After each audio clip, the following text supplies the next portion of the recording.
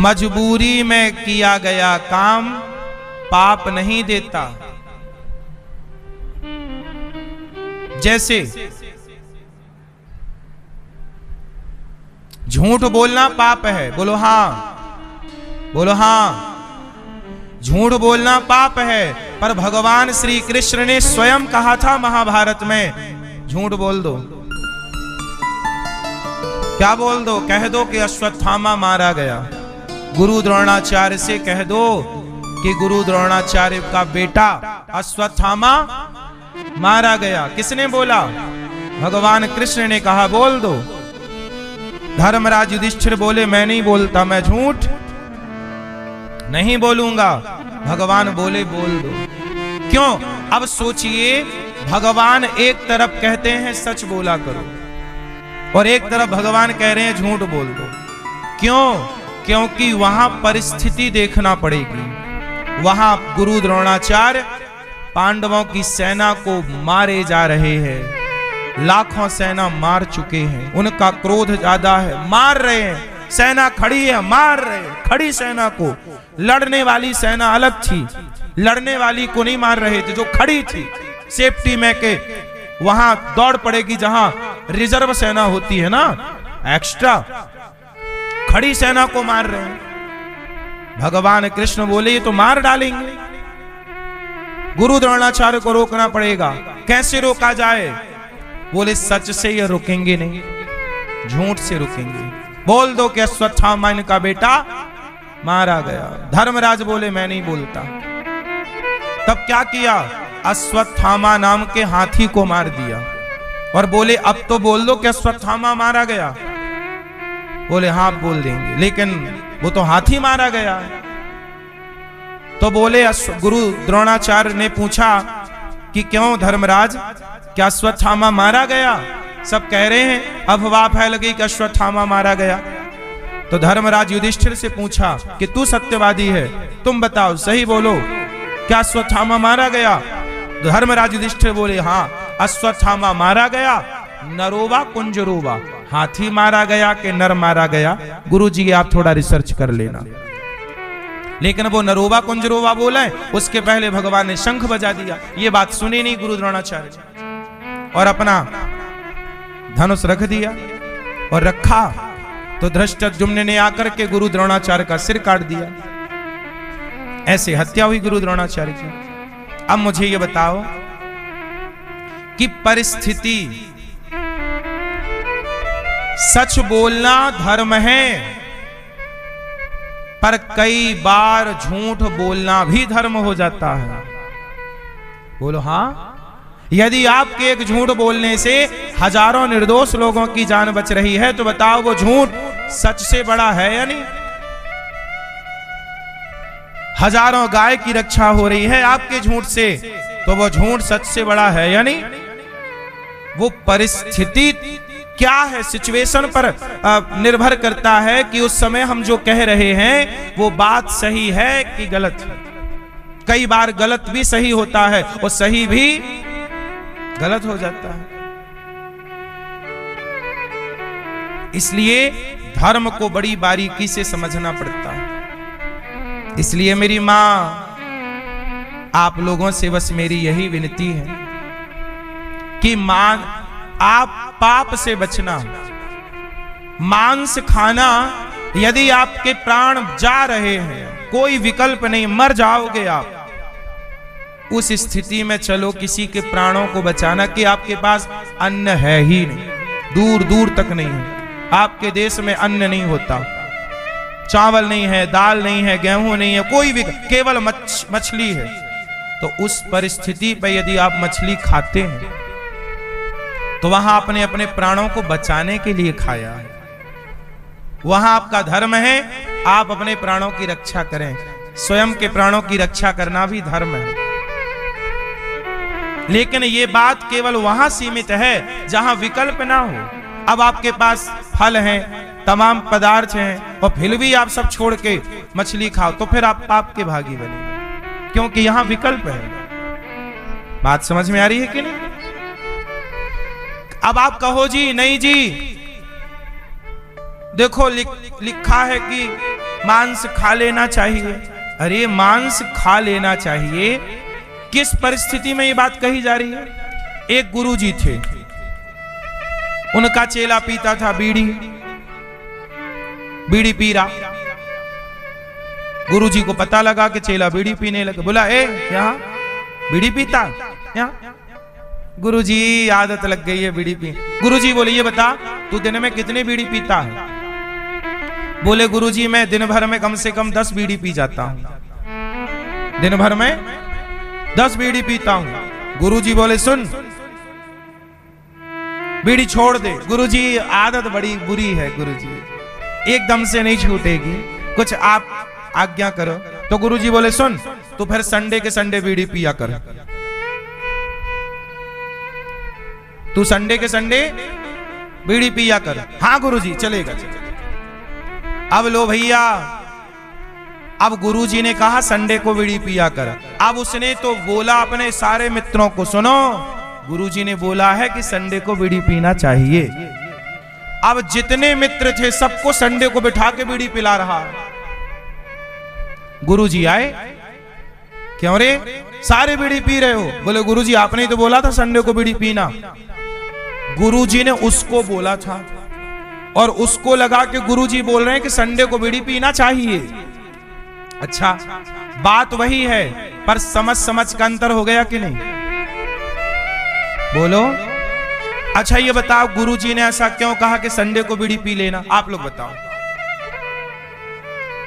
गुरुजी ने कहा कि तू रोज 10 पीता है तो 7 दिन में 70 हो गई, तो केवल एक दिन में 10 पिया कर भाई साहब। तो ऐसा, और 10 एक दिन में केवल 1 पिया कर, तो 70 बीड़ी से 1 बीड़ी पे आ गया तो धीरे से वो 1 भी छूट जाएगी। इस भाव से गुरु ने समझाया कि धीरे धीरे छोड़। तो गुरुजी ने बोला इस भाव से था कि छोड़ने के पक्ष में, लेकिन उसने क्या बना लिया? गुरुजी का सिद्धांत बना लिया बातों का कि गुरुजी की आज्ञा है कि सुनो सब लोग पियो, क्योंकि गुरुजी ने आज्ञा दी।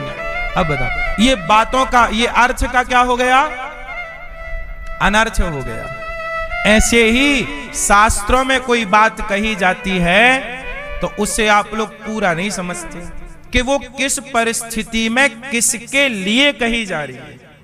कुछ बातें सबके लिए नहीं है।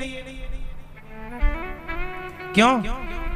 अब एक बाप के 4 बेटे हैं तो बाप डांट रहा है बच्चे को, तो डांट रहा है तो उस 4 बच्चों में एक को ही तो डांट रहा होगा जो गलती किया होगा, सबको थोड़ी डांट रहा होगा।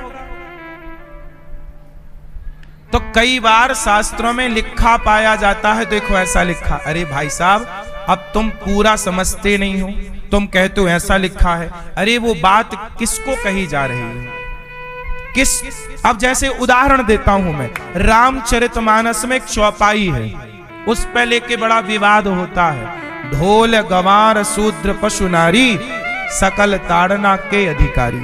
इस चौपाई पे ना बड़ा नेता लोग हंगामा करते हैं। लोग कहते हैं तुलसीदास जी ने गलत लिख दिया। तुलसीदास जी ने गलत नहीं लिखा, तुम्हारी अक्ल में ताला पड़ गया है, तुम्हारे को समझ नहीं आती तो हम क्या करें। देखो क्या बात कही जा रही है तुलसीदास जी के द्वारा और लोग क्या समझ रहे हैं। कही जा रही है कुछ और समझ रहे हैं लोग। क्यों भैया, बात सही है? कई बार आप कुछ कहना चाहते हैं और सामने वाला समझता है कुछ और। क्यों ऐसा होता है? गलतफहमी कि नहीं? कई बार पत्नी कहना कुछ चाहती है, पति समझ लेता है कुछ, वो गलत समझ के मुंह फुला लेता। तुमने ऐसा कह दिया जबकि वो बात थी ही नहीं जो तुम समझे बैठे हो।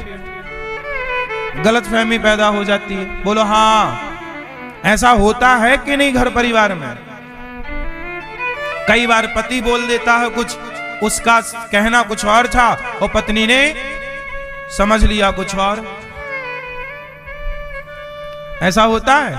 तुलसीदास जी कहते हैं ढोल गंवार शूद्र पशु नारी सकल ताड़ना के अधिकारी। ढोल मतलब ढोलक, ढोल नगाड़ा, ढोल है ना भाई, ढोल ढोल बाजे, वही वाला ढोल, ढोल गंवार, ढोल गंवार। क्या बोलते, तू एक नंबर का गंवार है। गंवार, गंवार समझते हो ना, बिल्कुल निकम्मा, मूसर, गंवार, ढोल गंवार। शूद्र, शूद्र का अर्थ यहां किसी व्यक्ति की जाति धर्म व्यक्ति विशेष से नहीं है। शूद्र का मतलब है सेवा, जो जैसे आपके घर में 4 कर्मचारी लगे हैं, नौकर चाकर, आपके घर में नौकर है, फैक्ट्री है तो नौकर होंगे, नौकर चाकर नहीं होते। तो ढोल गंवार, नौकर चाकर, ढोल गंवार, शूद्र। पशु, पशु मतलब बकरी, गाय, आप गैया चराते हो, हाँ, गाय पशु, और वो गाय भैंस बकरी। ढोल गंवार शूद्र पशु। नारी, नारी, नारी मतलब स्त्री। अब इसको क्या लिखा तुलसीदास जी ने, सकल ताड़ना के अधिकारी। ताड़ना, यहां कौन सा शब्द प्रयोग हुआ है, जोर से, ताड़ना। क्यों भैया, ताड़ना मतलब क्या होता है, किसी को देखना। ताड़ना मतलब क्या होता है, आप बताओ। ताड़ना मतलब, ताड़ना का मतलब 2 होता है। ताड़ना मतलब होता है मारना भी और देखना भी। जैसे सन, सन मतलब सूर्य भी होता है और पुत्र भी होता है। उच्चारण तो एक सा ही है, सन, स्पेलिंग अलग अलग है। उच्चारण में थोड़ी स्पेलिंग दिखती है, उच्चारण में तो केवल उच्चारण। सन मीन्स पुत्र की, सूर्य। अब वहां वो बात सूर्य के पक्ष में है तो वहां अर्थ सूर्य हो जाएगा, और बच्चे के पक्ष में है तो वो प्रसंग वहां मैटर करता है। बात समझ में आई? वो प्रसंग बताएगा कि यहां सन मतलब सूर्य अर्थ लगेगा कि सन मतलब पुत्र अर्थ लगेगा। बोलो हाँ। उसी तरह ताड़ना का मतलब देखना होता है। लोग नहीं कहते भाई ताड़ते रहना, फलाने ने हमें ताड़ लिया। क्या कर लिया? अरे फलाने ने तो ताड़ लिया। ताड़ लिया मीन्स देख लिया। और ये भाषा है अवधी भाषा। आज भी अवधी भाषा में ताड़ना मतलब देखना है। हम जिस गांव से हैं हमारे यहां भी ताड़ना बोलते, भाई साहब उसने तो ताड़ लिया। ताड़ लिया मतलब देख लिया। तो यहां देखना अर्थ है। ढोल गंवार शूद्र, ढोलक को देखना पड़ता है, सुर से उतर तो नहीं गई, बार बार ठोकना पड़ता, खींचना पड़ता। गंवार को देखते रहो, गलत तो नहीं कर रहा। अपने कर्मचारियों को देखना पड़ता, नहीं देखो तो काम नहीं होता। ढोल गंवार शूद्र पशु, गाय बकरी को देखना पड़ता है चराते समय, किसी के खेत में तो नहीं घुस गई। और नारी, अपनी पत्नी को देखते रहो, किसी और को ना देखो, अपनी वाली को ही देखो। और अपनी वाली के अतिरिक्त किसी और की वाली को देखोगे ना तो रावण की तरह लंका जल जाएगी। तो किसको देखो? नारी को। यहां देखना अर्थ था, लेकिन नेता लोग इस पे विवाद खड़ा कर दिए। बोले मारने का कह रहे हैं तुलसीदास जी, तुम्हारी हरकत मारने वाली होगी तो मारा भी जाएगा, वहां अर्थ बदल जाएगा। यदि तुम्हें हम प्यार से समझा रहे हैं, समझ जाओ। साम दाम दंड भेद। भाई माँ बच्चे को समझाती है, ए उधम नहीं कर, बैठ जाओ चुपचाप, चल पढ़, पढ़ो जल्दी। बच्चा नहीं पढ़ रहा फिर भी उधम, फिर भी मैया यहाँ चटा चटा चटा, रोता सो जाता। बोलो हाँ। तो माँ पहले क्या करती है? बच्चे को समझाती है, और नहीं समझे तो बोलो मेरी माँ मारती है। अब मारती है इसका मतलब ये नहीं होगा कि माँ दुश्मन है। माँ ने मार दिया बच्चे को तो क्या माँ दुश्मन हो गई? हाँ। ऐसे ही हमारे संतों ने, तुलसीदास जी ने कहा कि ढोल गंवार शूद्र पशु नारी, सबको देखना पड़ता है। टाइम टू टाइम देखते रहो। जरा सीता मैया को लक्ष्मण जी ने छोड़ दिया जंगल में अकेला। राम जब गए मारीच को मारने तो बोल कर गए कि सीता जी को देखते रहना, है ना। और जब लक्ष्मण जी भी चले गए सीता मैया के कहने पर, तो रावण ने देखा कि कोई नहीं है सीता को देखने वाला, और जहां नारी को देखने वाला कोई नहीं होता वहां नारी पे संकट आ जाता है। तो नारी पर संकट ना आए इसलिए कहा है कि भाई पिता अपनी बेटी को देखता रहे। जब पिता के बाद वो पति के हाथ चली जाए तो पति अपनी पत्नी को देखता रहे, और पति बूढ़ा हो जाए या पति भगवत धाम चला जाए तो उस नारी का पुत्र उस नारी को मां के रूप में देखता रहे। स्त्री को या पिता देखे या पति देखे या पुत्र देखे या भाई देखे, क्यों जी देख रेख में रहना जरूरी है कि आजादी कोई ना देखे। बोलो मेरी मां, कोई ना देखे। क्या आप ऐसा चाहते हैं कि आपको कोई ना देखे? बोलो, कोई ना देखता। जिन नारियों को कोई नहीं देखता वो नारियां जब कोई की देख रेख से हट जाती हैं तो वो सूप नखा जैसा आचरण करने लग जाती हैं। सूप नखा बोली हमसे ब्याह कर लो, जिसको देखे वहीं आई लव यू चालू उसका। राम बहुत सुंदर हो, आई लव यू, कर लो हमसे ब्याह। राम जी बोले हम नहीं करेंगे, चलो लक्ष्मण जी तुम, आई लव यू तुमसे, तुम कर लो ब्याह।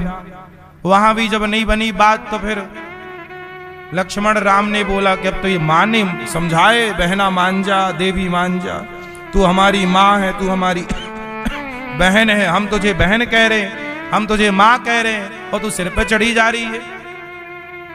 और जब नहीं मानी तो फिर लक्ष्मण जी ने कहा ला तेरी नाक ला, तेरी नाक ही काटूं। फिनिश कर दी। नाक काहे काट दी? हाथ काटते तो इसे कहना पड़ता मैं वहां गई थी तो हाथ कट गया।